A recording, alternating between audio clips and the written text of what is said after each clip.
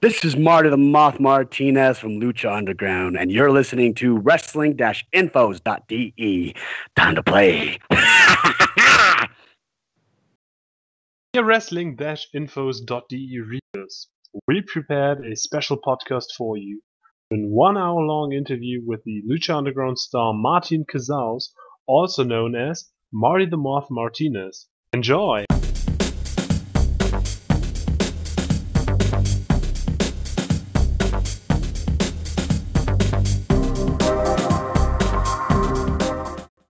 We always start with one typical question, like we want to get to know the person behind the gimmick. So, I don't know, if you wouldn't mind, you could tell us what you do in your spare time or what are your hobbies?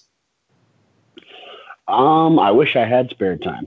I am actually a stockbroker. I own a supplement company, as well as an actor and wrestling, as well as my Lucha Underground stuff. So when I say it's been a while since I've had some spare time, today is the first day in a very, very long time. I wasn't joking. I really don't get much spare time, and when I do, I spend it doing absolutely nothing with my girlfriend. So it's gotten to the point where absolutely nothing is a great day for me. So between stockbroking, acting, wrestling, my supplement company, there's just always something going on that I need to be attending to. And trying to progress in. So, yeah, I don't really get much time for things like hobbies. In fact, I made my hobbies my careers. So between wrestling, acting, and helping people with finances and feeling better with their self physically, and that's kind of been my hobbies, and I turned them into careers. So a lot of careers going on right now. So kind of a good way to go about it, though. Well, that sounds really great. So, do you often struggle to get it all under one, so you can do wrestling and you do broken? So is it a problem or does it fit? No, it's definitely a problem at all times. Depending on what show I'm wrestling in that weekend, it is going to cut into my schedule at the brokerage firm. And depending on when they want me to go do auditions or shoot movies, that cuts into that time too. So it's definitely a struggle, but it's something I've been able to maintain, and I've been very lucky to do so. But it's something I thoroughly enjoy. Life is crazy, it's hazardous, and it's something I thoroughly enjoy every second of. That's great. What would you say is your priority? Do you say wrestling or would you say brokerage? Oh, it's gotten to the point now where helping people with their finances is great and all, but I love wrestling. I love being in acting, and I love helping people feel better physically and financially through my supplement company. So stock brokerage, that's actually more of like a fourth priority in my list of stuff I'd like to do. So I've done it. I'm almost on 10 years of it. After 10 years, I think that's when I'm going to cut that one loose and just focus on the three above that, which is the supplement company, wrestling, and movies. But it's definitely been a struggle to make sure I keep all four of them in right now. But I want to get to 10 years. I've done that for 9.5. I don't know if I'm OCD or what, but I just would like to have that 10 years being in brokerage firm. So. Yeah, sounds really great. You have high ambitions. Yeah, I goal of being a millionaire by 35. Yeah, why not? So let's go to the wrestling. So, what would you describe your style, your wrestling style, to readers who don't know you yet? Haphazard and brawling crazy. I can do a lot of technical stuff. I can do some flying stuff, but that stuff is so in Lucha Underground. Everything's so pretty there that being a little bit more natural and haphazard and brawling, it actually makes it different than the other stuff you see at Lucha Underground. Everything you see at Lucha Underground is so pretty. So I try and ugly my stuff up a little bit to just kind of make it different from what you see on Lucha Underground. So I'm more of that brawler. In fact, after WWE Tough Enough, Stone Cold Steve Austin says, "You didn't see me for any cool moves. I was just a brawler and people connected with my character. So I kind of just mimicked Stone Cold Steve Austin, did some brawling, got a character that people are connecting with one way or the other, whether they love me or hate me. It's something that they get a reaction out of. So that's kind of been my style, just brawling and making it a little bit more ugly than all the rest of everybody else's prettiness in lucha. Yeah, that was also already a great transition to my next question, which is, what are your wrestling role models?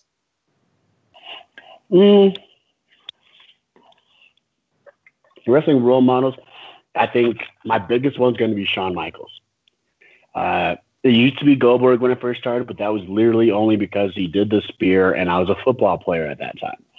But once I figured out what wrestling was all about, it was all about Shawn Michaels. He was having so much fun while he was in there. That is what I wanted to mimic more than anything, is just being able to do everything, because I know he was capable of so much more. But he was able to tell a story so much with what he needed to do, that it captured people's attention anyway. He didn't have to try and do all these other crazy flips like everybody does now. So really, Shawn Michaels and Stone Cold Steve Austin really are kind of what stuck out to me as, hey, this is what guys I need to emulate. Shawn Michaels for the fun and Stone Cold for the character. Just something to connect with. And heck, Shawn Michaels looks like he had fun every single time out there, whether he was getting his ass whooped or what. But it was always fun to watch Shawn Michaels pretty much do anything. And if we would talk about wrestlers who are still active, is there one who inspires you very much, or? One inspires me very much on the active roster.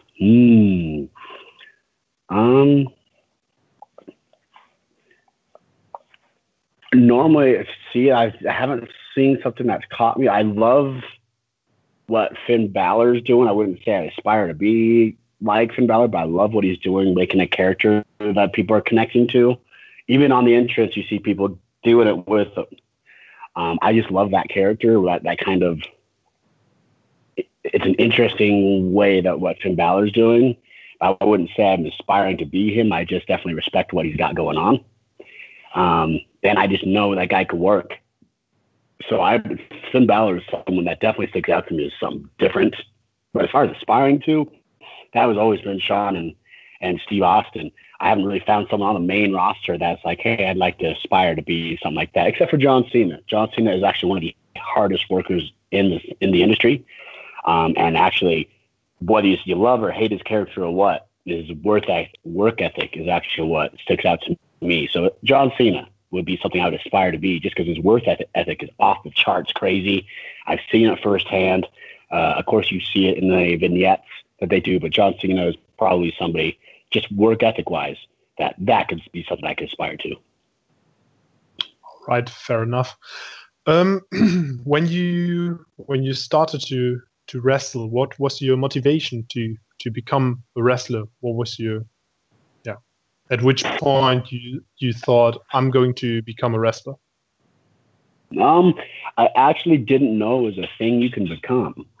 I always thought it was a group of 40 guys who traveled and did TV, which is essentially true.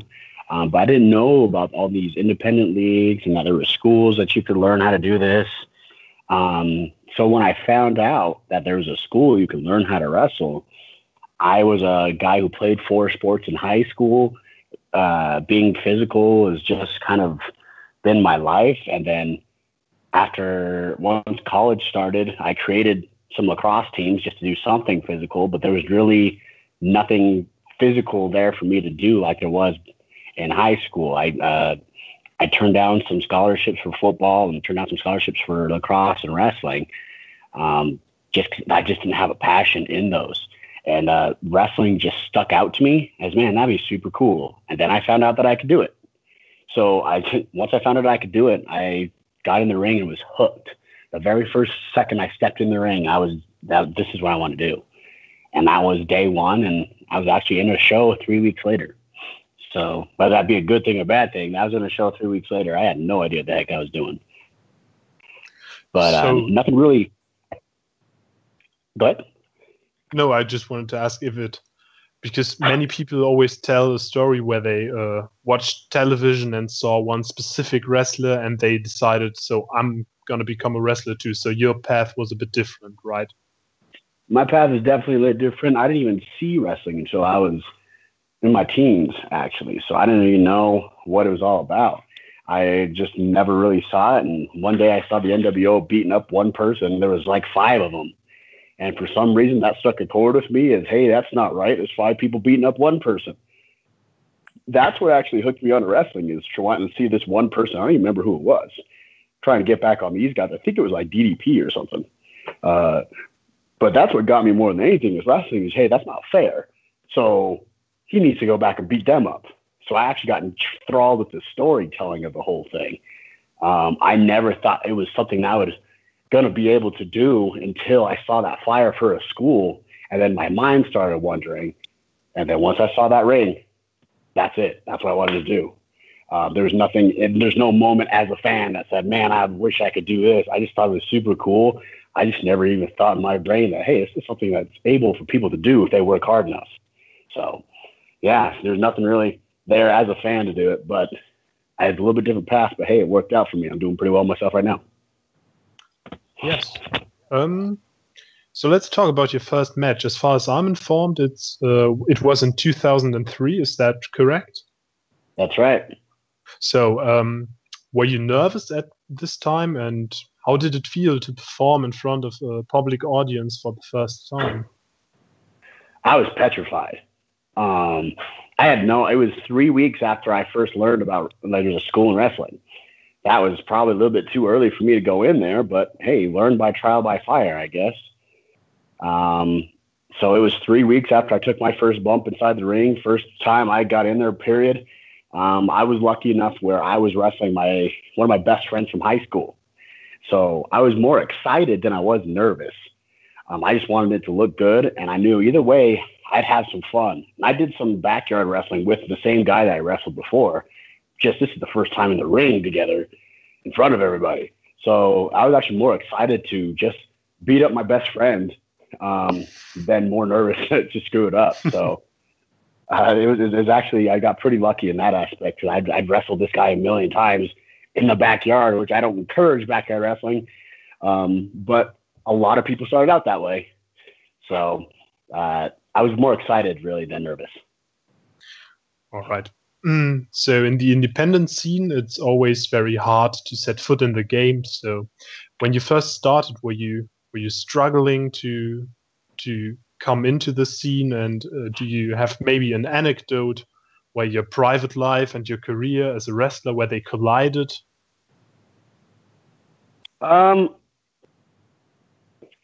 Really, it started colliding when I found out that I could travel and there's more to wrestling than in where my hometown is.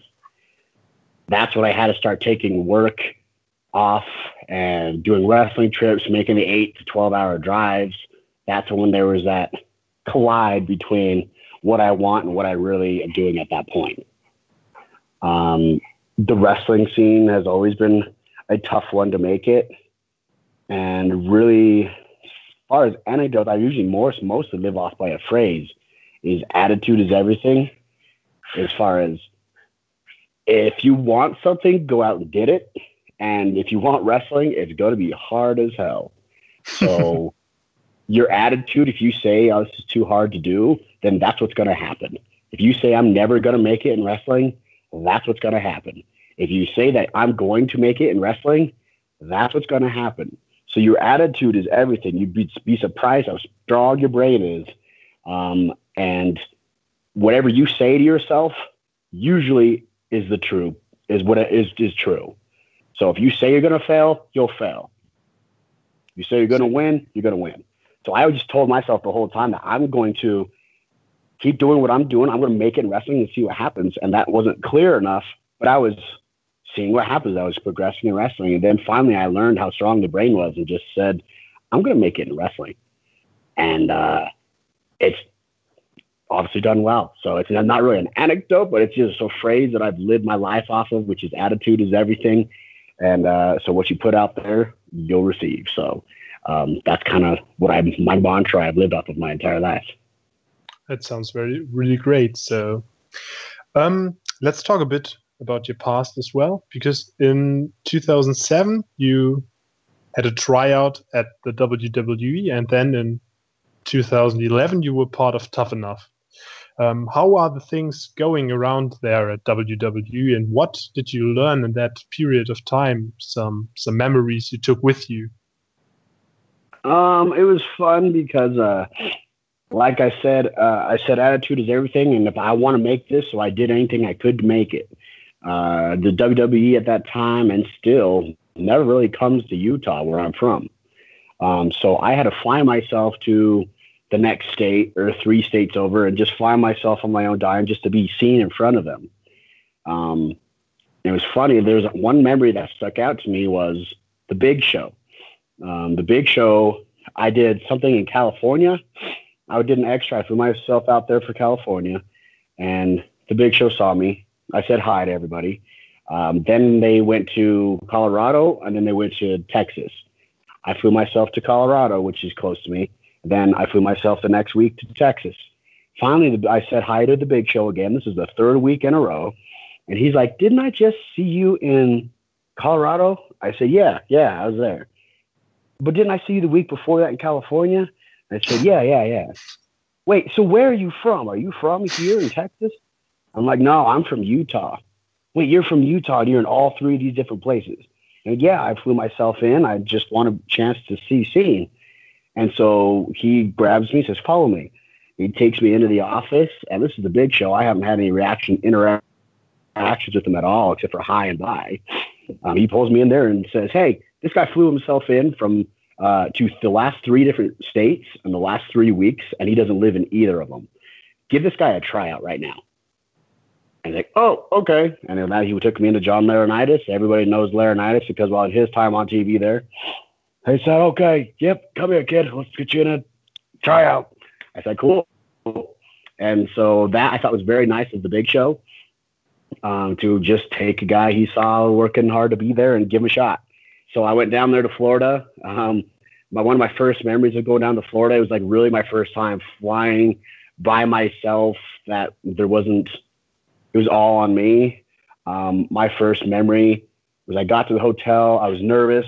Like, okay, I just got to get to the hotel and relax. And then I opened the elevator door, and there's Dusty Rhodes walking out with that big Dusty Rhodes smile you see on TV. And he has a beautiful girl on each arm. So I'm like, okay, we're here at the WWE. Okay, love it. So I went up there, and that completely took away the nervousness. That just him being Dusty just took away everything, and I was super stoked. It was a fun time. It was actually the first time David Otunga, that was his tryout as well. So while they were having me do matches, they were showing David Otunga how to run the ropes and how to do things. It was his first day in the ring. It was fun. It was definitely a lot less structured than it is now at the WWE Performance Center. But that was one of my first experiences with the WWE, was that first tryout. It was fun. We got to see kind of what the system at that time was. And I've just definitely got a lot more structured now with the Performance Center. But there were some fun times, and I was really nervous until I saw Dusty Rhodes come out with a beautiful girl on each arm. I'm like, yep, okay, I want to do this for sure then, if Dusty's bringing those 2 girls with him. So, Dusty Rhodes, baby. Yeah, and I really appreciated the John Laurinaitis impression you did. That was horrible. No. I sounded a little bit like John, a little bit like Austin, so. Let's talk about Lucha Underground, because that's what essentially made you famous, right?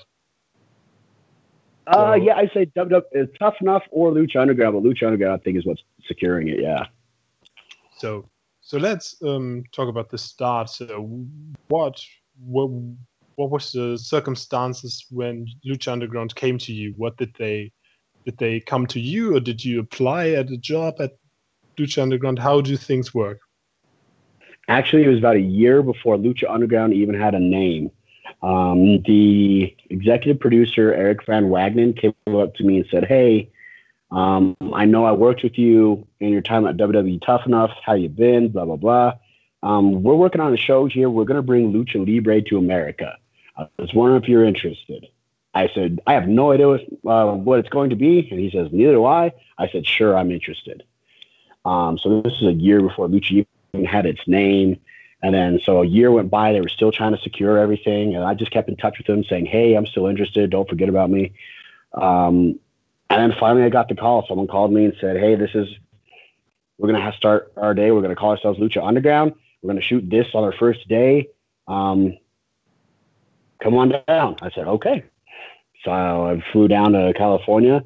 And yeah, I got very lucky because of WWE Tough Enough.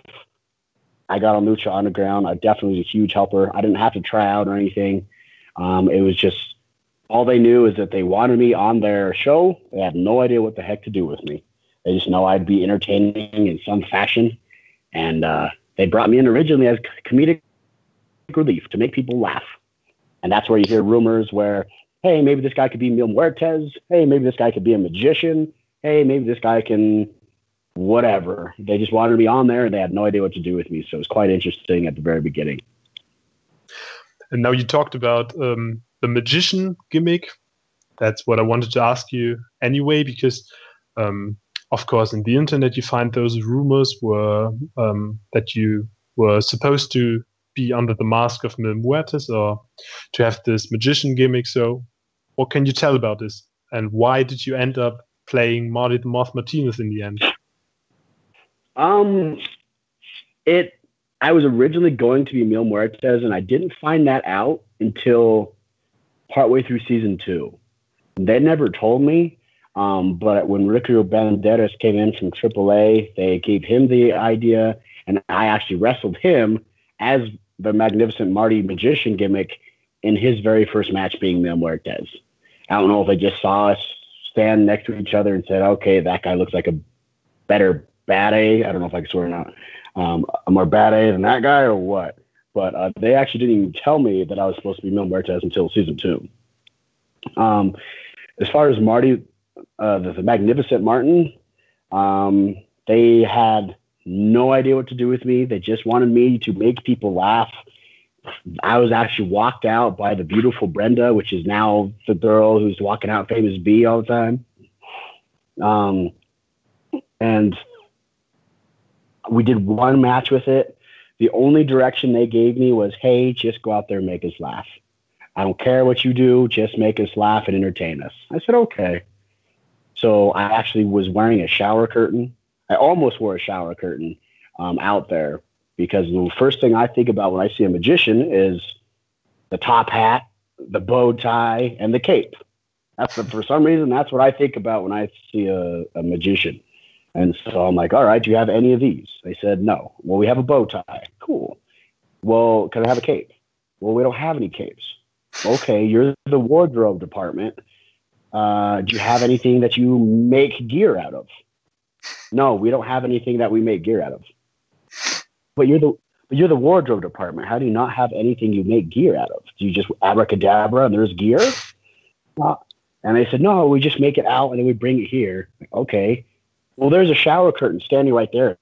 Can I wear that? No, you can't wear a shower curtain. I'm like, well, I need a cape, so I'm going to wear a shower curtain. Okay, fine, wear the shower curtain.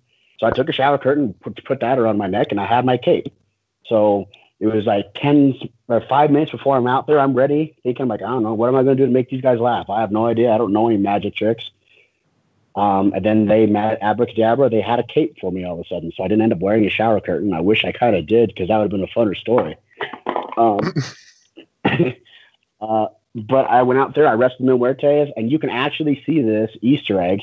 If you're watching this podcast, you can actually see Magnificent Marty, I think in episode 3 of season 1. He never made air except for episode 3 of season 1 in the highlights of Mil Muertes.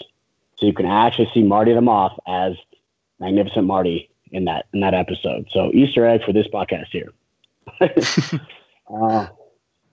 Yeah, they said go out there, make me laugh. I did great making them laugh. There's something just didn't connect. Like, how do you feel about that character? I'm like, honestly, I think the character was kind of retarded, but I will do it if you want me to. They said, well, if you don't like it, then we'll think of something different. And I said, cool. And so I went out there, wrestled one more time, and actually gave myself a concussion and was out the rest of season 1. So that's why you don't see me in season 1 at all. But another thing of my life that I'm talking and talking, but it all goes into your question. Another thing about my life that I always say is everything happens for a reason. I broke my ankle on WWE Tough Enough. If I would have won Tough Enough, I have no idea what would have happened to my career. But because I broke my ankle on Tough Enough, I had very good relations with Eric Van Wagner. That got me on Lucha Underground. So I broke my ankle, so it got me on Tough Enough, or on Lucha Underground. Awesome.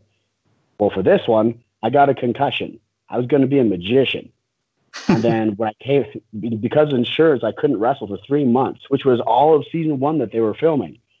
And then when I came back after those 3 months, they said, hey, what about this Marty the Moth gimmick?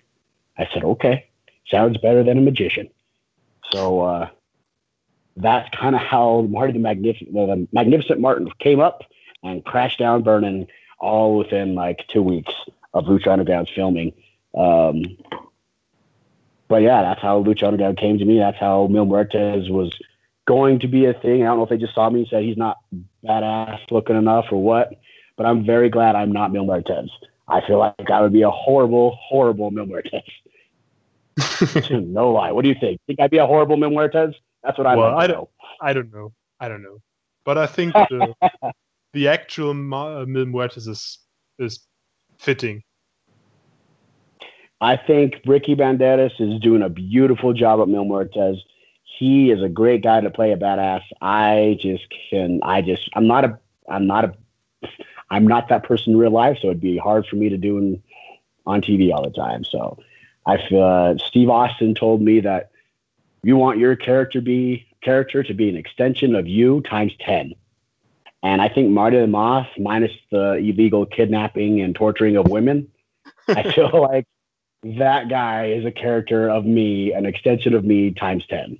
So I feel like it worked out very beautiful for me in my career.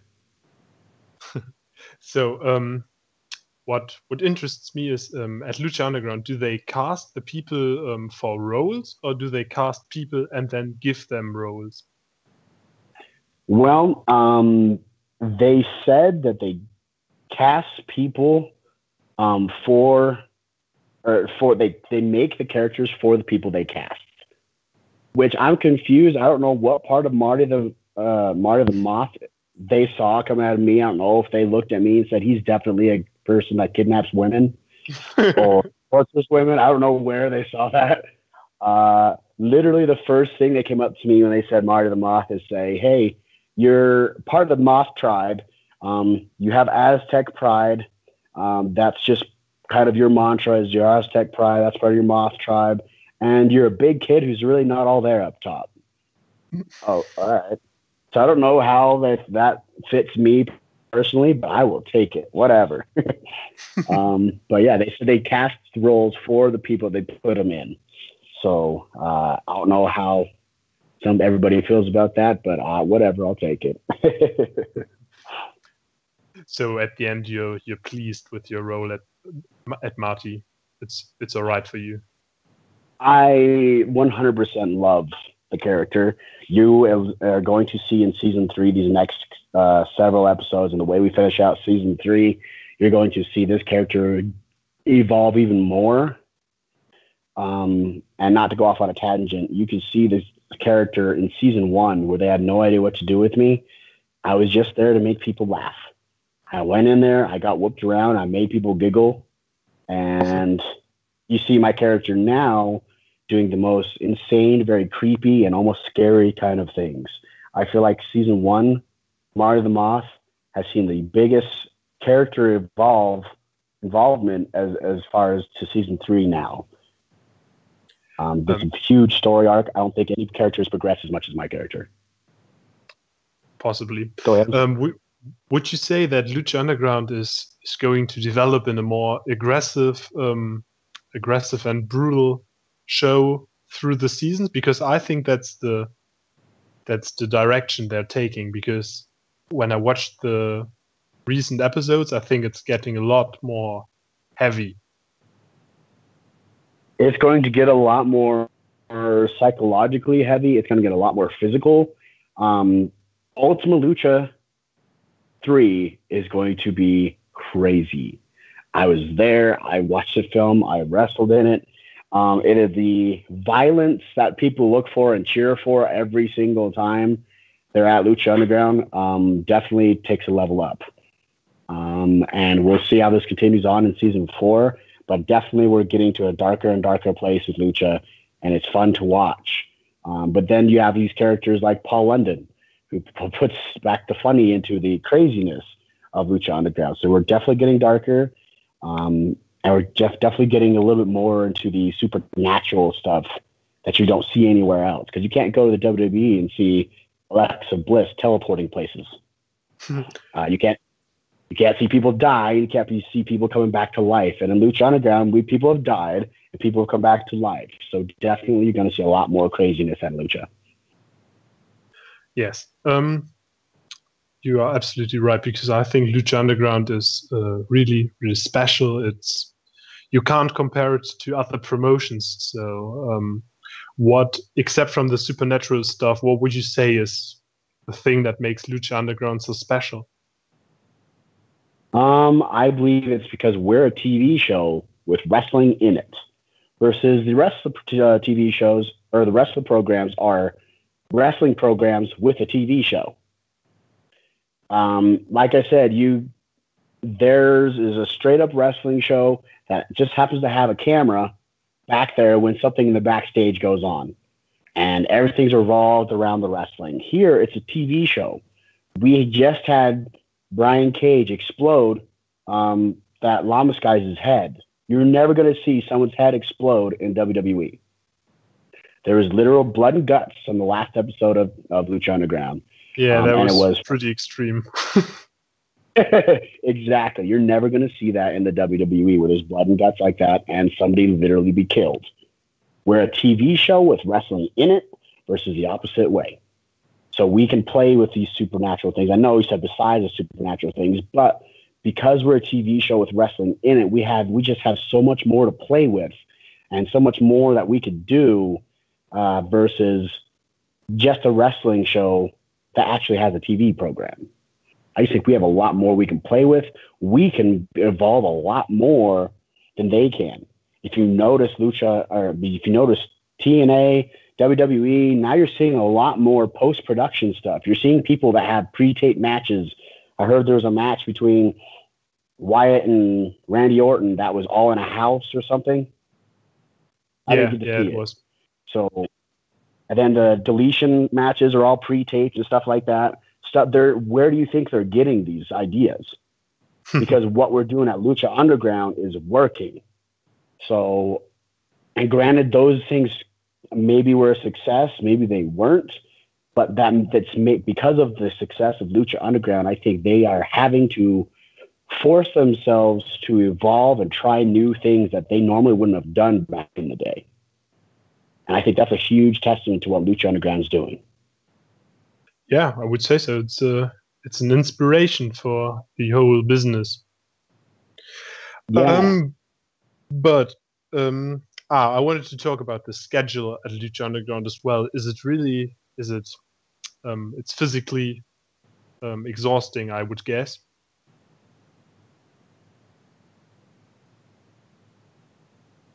There so? Sorry? There? Yeah, just I was asking about the schedule. There you go. Hold on a second here.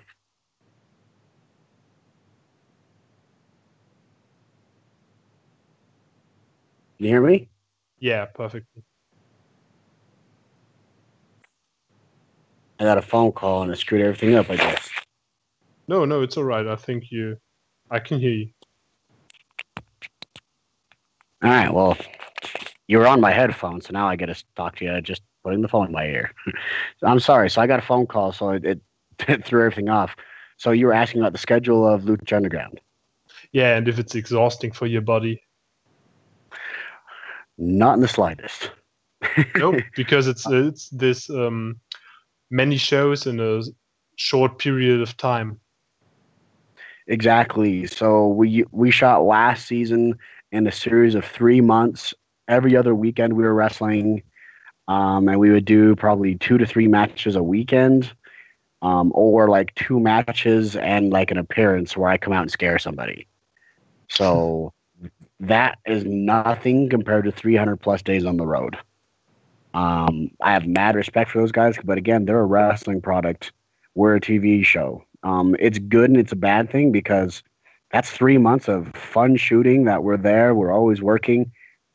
But currently, until we start touring, which is rumored this summer, that means we are off not working for 8 months unless we're finding our own bookings. So it's a very lackadaisical schedule. It's a fun payoff when it shows up on air. But the schedule is definitely not taxing when it's in the slightest at all. All right. I wanted to ask you about Sexy Star because we recently had an interview with her as well. And on screen, there obviously is this animosity between you guys. And I don't know. I wanted to know if how the things are off screen. How's your relationship to her? I think she's a sweetheart. I think she's definitely a sweetheart. What we've got going on in the ring has no effect really on what's going on in the backstage. But we're having a blast. She's very friendly with me, and she's friendly with us as well. So very friends, very good friends, and that's it. We just had fun while we were on screen together, and that pretty much sums up kind of our relationship there. And how does the communication work at Lucha Underground? Because you have all those Spanish-speaking guys. A lot you can kind of go through. Interpreters help. They don't hire any interpreters, but guys like Angelico are very fluent in both. Jack Evans are fluent in both. But a lot you can kind of say through body motions. And through interpreters. It definitely puts an element that makes it a little bit more difficult. I've been doing some AAA stuff over in Mexico as well. Those guys don't care to learn English. I'm in Mexico, so they don't care to learn English. But it's kind of the same thing. Is we kind of use interpreters, kind of use someone who can speak both, and we're just kind of using body language. Well, what do you think about this? And then we kind of mimic it out. And how do you feel about that? It's definitely an extra layer of difficulty that comes about, and I think it's kind of fun. And it's also very fun because they've also experienced a lot different of a style than what I've seen in America or what I've seen in Germany, or what I've seen in my travels. Mexico is a completely different style than anywhere else. Mexico's different, Japan's different. America, UK, they all have these different styles, and so it's very fun. The language barrier is definitely an issue, but if you work hard enough at it, and I believe when you're at this level, everyone wants to have the best match that they can.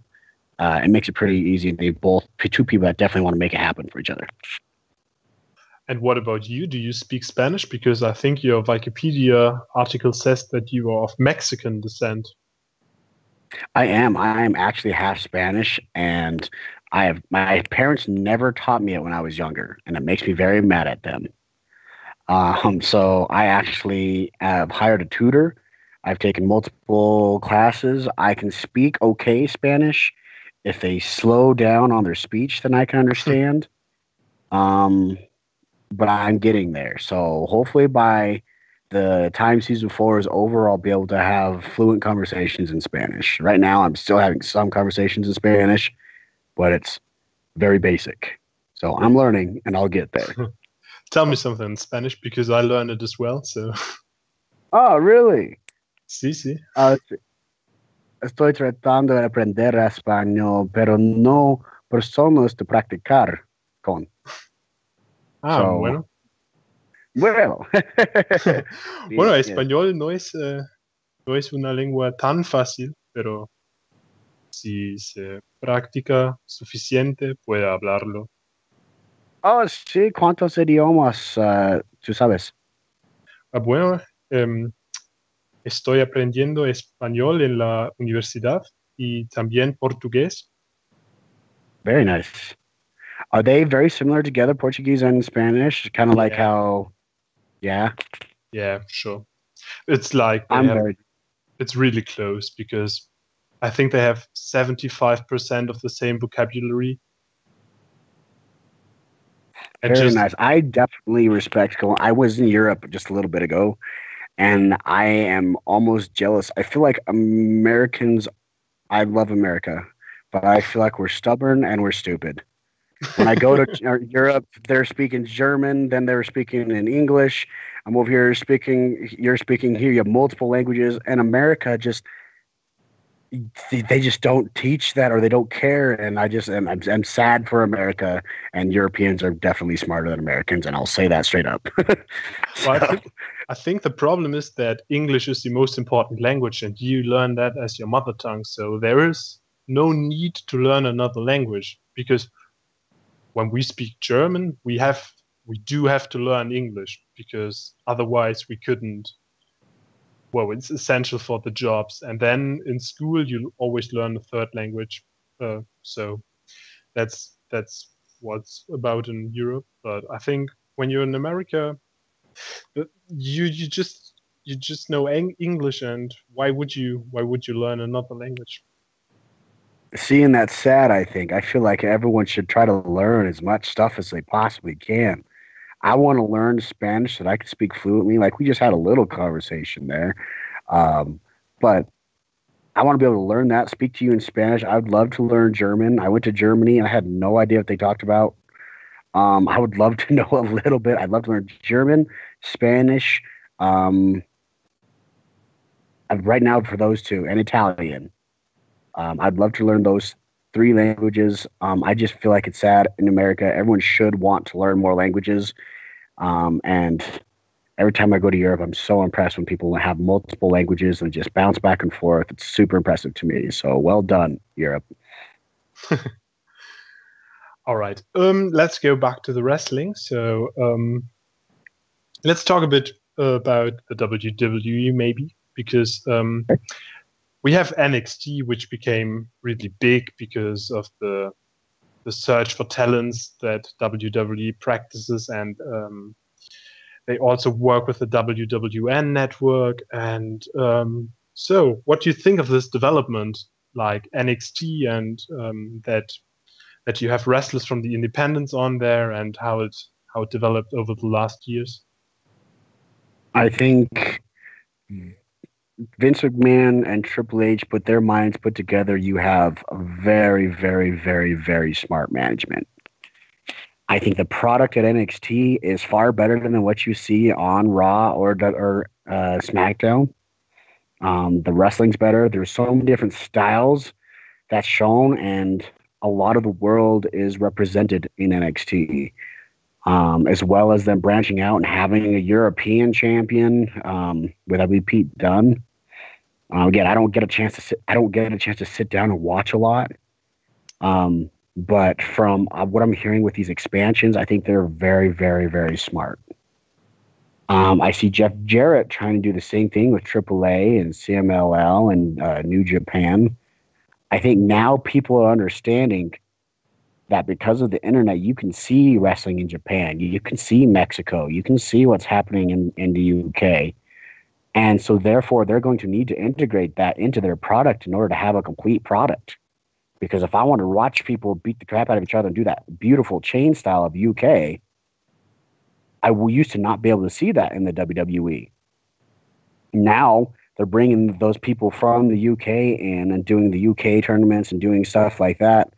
They're very smart. I think it's a very smart move on their part, and I think it's going to work out very well for them. So I'm kind of curious to see how that's going to play out and if Lucha Underground is going to follow suit. Would you say that NXT is a goal for you? A goal which you would like to achieve? I always leave the doors open, but I'm having so much fun at Lucha Underground that as long as the doors of Lucha Underground are open, I'm going to keep waving that flag. A diplomatic answer. Very much so. It's just I was here at the beginning of Lucha Underground.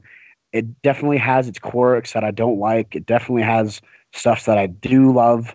But I was able to do this Adam Sandler movie because of Lucha Underground and because I was able to practice acting. I wouldn't be able to do acting scenes like I do in Lucha Underground in the WWE. I love doing acting stuff. I wouldn't be able to pursue like my supplement company that I do as well. I wouldn't be able to do these other pursuits that I love besides wrestling. If I were to go to NXT, it would just be wrestling, and that would be my focus of life. Where with Lucha, I can focus on these multiple facets of things. And like I said, I have that goal of millionaire by 35, and I wasn't joking. So by opening up these other income streams that I'm doing and working on them, I am looking very good at hitting that goal. And if I was to go and just make wrestling itself just a focus in my life and taking all of my time on just that one, I don't think I'd make that a possibility. So right now, yeah, I'm gonna have to go with a diplomatic answer. Is that I just love Lucha Underground right now. I mean, my doors are always open for opportunity to hear what they would say, but Lucha Underground just gives me the ability to do all this other stuff that I'd like to be able to do as well, and to hit that goal that I set for myself for 35. Nice. Do you follow the current WWE product? I don't get a chance to watch a lot of TV at all. Like I said, this is the first time I've been home. Um, I think since the beginning of this year, for more than just like 4 hours before I go to sleep. And when I'm home for those 4 hours, I'm doing business meetings. I'm working out. I'm hanging out with my girlfriend that never sees me. So I don't get a lot of chance to watch. Sometimes I have roommates that watch the product religiously, so that's when I get to watch it. Is usually it's pay-per-views, um, or when I come home and it's already on because my roommates. So I don't get to keep up with a lot of it. Really, when I hear matches that blow people's minds, that's when I go and look it up. Or I have certain people that I love to watch wrestling, guys like an AJ Styles, um, that if I hear a great match that happened, sometimes I'll try and pull it up while I'm doing other things. Oh, well, when you So talk about those great matches, are you talking about Kenny Omega versus Okada, maybe? I knew you were going to bring that up, and absolutely. Yeah, I had to. Absolutely. I had to. It's just so recent that the 6-star match, I gotta ask, what's your opinion on that? I think that's fantastic. I think that they both deserve it. I'm surprised, and I love the fact he's made a 6-star match and made such a huge impact on wrestling without having the powerhouse of the WWE behind him. So I think that even more proves the value of the internet and what the value the internet's doing to wrestlers' ability, that they don't have to be at the WWE to make a huge statement for themselves. You have guys like Prince Puma and Ricochet; they're making huge waves everywhere. I mean, it's really because of the internet and people being able to see them. So I love the fact that Okada and uh, I really want to get Omega in a ring one day. I would. That's one thing. You just made that put that on my bucket list. I didn't even think about that till now. Yeah, you just put Omega on my list right now. So that's your fault.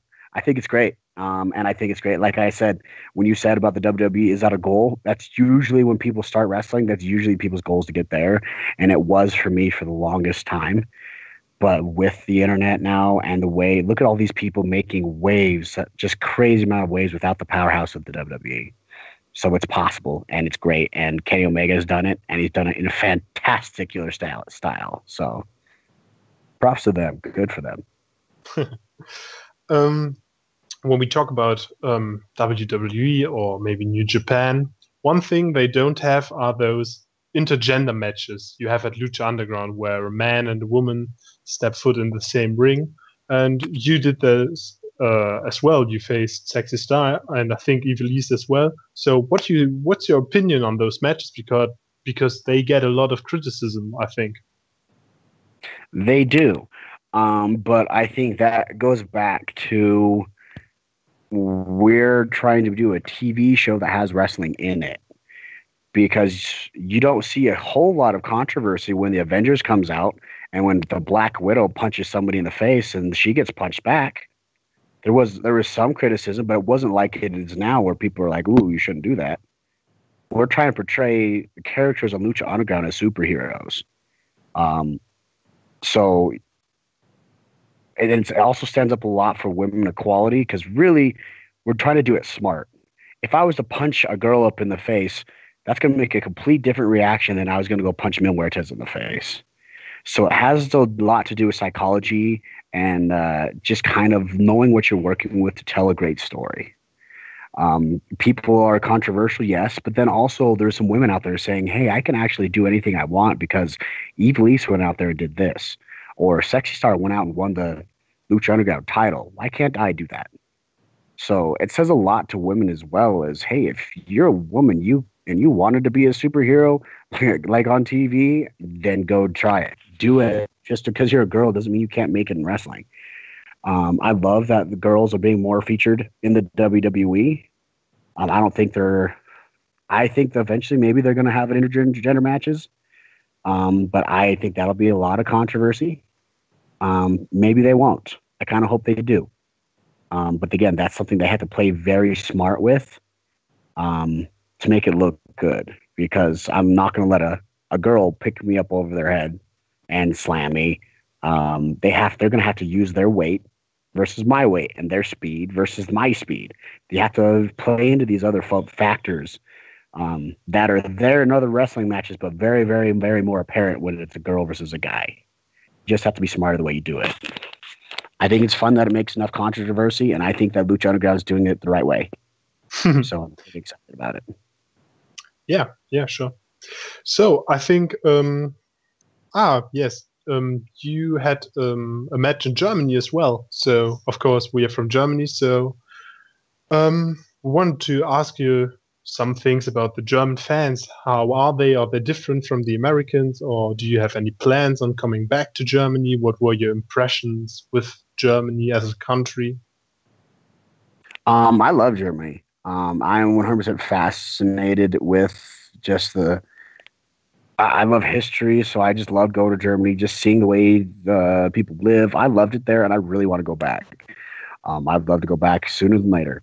I know there's multiple places there that have some great wrestling. I went to Alex Wright's promotion, NEW, and I had a blast there. And I would love to go back there as soon as it'll have me. So I would love to go back. The German fans were great.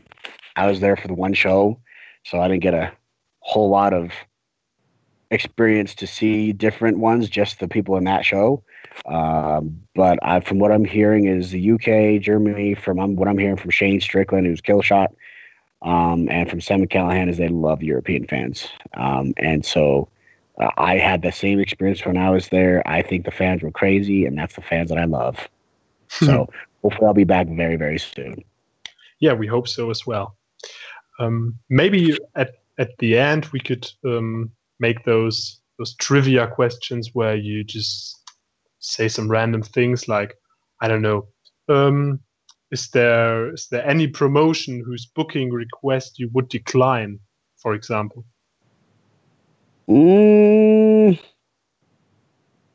I've seen these places. There's not a wrestling promotion I would decline, honestly, if I would check it out first, but I've been hit up by a lot to do these kind of custom things that really aren't wrestling. It's more geared towards sexual things. I'm getting a lot of offers on that, and I've declined all of those. So not really a wrestling promotion, but there's wrestling in it, and it's geared towards a different audience that I don't need to tap into right now. So just those ones, yeah. So I've been hit up with a lot of those. And then they're very persistent. Some of them are saying that they could put a mask on me, and I could do this sex act and this sex act, and no one will know. I'm like, no, I'm good. I'm doing just fine. But thank you. So the weirdest request you get, and then when you get into the kind of this a little bit of exposure. So I'm shocked. So, or maybe is there any wrestler whom you did dislike at the start, but now are very good friends with? Um, I usually pretty much like everybody. I'm so busy and I just I don't have time to not like somebody. I'd rather than trying to avoid somebody because I don't like them or this guy's a jerk or whatever. If they're a jerk, I stay away from them. So I don't have time for that negative stuff in my life. So I just hang out with those I want to hang out with, and they don't want to hang out with me, and they want to hate on me. Cool, go hate on me over there. I don't have time for your crap. So really though, I've actually become good friends with most of the people that I wrestle with. Sammy Callahan, I love Sammy Callahan. Paul London, I love Paul London so much. um, Strickland has become a great friend. Um, I've just become good, great friends with a lot of people. John Morrison, he just got recently engaged to Taya from Lucha Underground, so congratulations to him. I've just made some great connections through wrestling um, that as I was growing up or when I first started, I would have never dreamed of. Um, and it's been a blast. I don't have time for the negative people and people who hate on me. I tell people to write me on social media, and when it's someone like, "Hey, you suck," da da da da, I just skip by it. I don't have time to deal with crap. Um, I just don't have time for negative people, so I just don't hang out with them. But I've had some great experiences and some great friends out of this whole wrestling life that I've had that I'm very happy and proud of. Oh, that sounds nice. Again, very diplomatic, but I think that's the right attitude. Yeah, well, I just don't have like I. If you said anybody, I just have no. There's not one person that I hate right now in the world. Like I would not one. I wish I was lying. Like I don't wish I was lying. I think it's pretty freaking fun, not hating people. I just don't have time to like gossip or to hang around people. This person did this. I just don't have time to hang out with people. And generally, people have been always pretty nice to me. I've never had to deal with a lot of jerks. So I don't know if that has to do with because I'm nice to everybody or what, but I just don't have anyone and I hate right now or dislike. I just like everybody. It's very diplomatic, but it's very true at the same time. I just don't have time for it. So That's perfect. sorry. I wish I could give you something juicier. No, it's all right. It's all right. So, maybe a short word association game. So I just give you a word and you tell the first thing that comes to your mind. Okay. Okay, so best wrestler in the world. Uh, Puma, Best wrestling promotion. Lucha Underground. Okay, the next one is Lucha Underground. Oh, Lucha Underground. Fun, good times, saved my life. Love it. So many associations with that one. Sexy Star. Intergender wrestling. Mariposa. Sisto. Germany. Germany. Super fun. If you could switch places with one human being in the world, which one would it be? Do I get to switch back? Because I kind of really love my life right now. Can I switch back after? Yeah, sure. Okay, I would say Elon Musk. That man is the Iron Man of the world right now.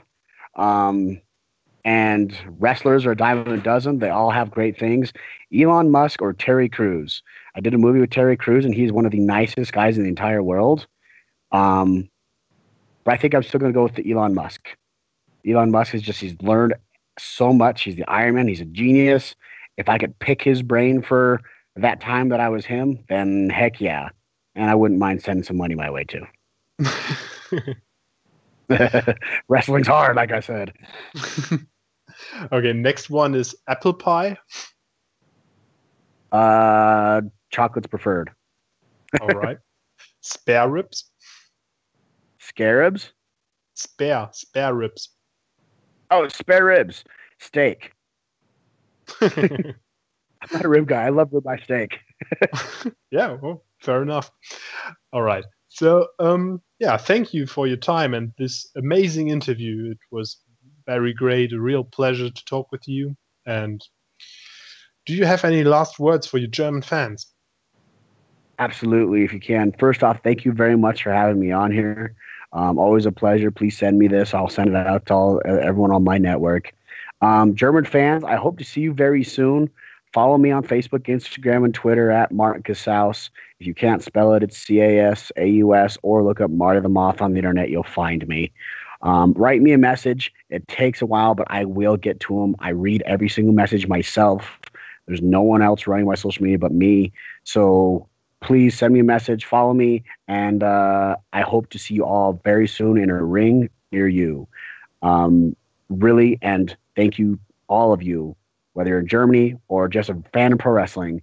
Without you guys, we're really just two guys rolling around in spandex in a dark alley.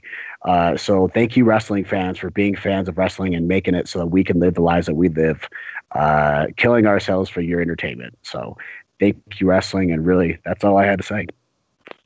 All right. Thank you. Amen. Thank you very much for having me on.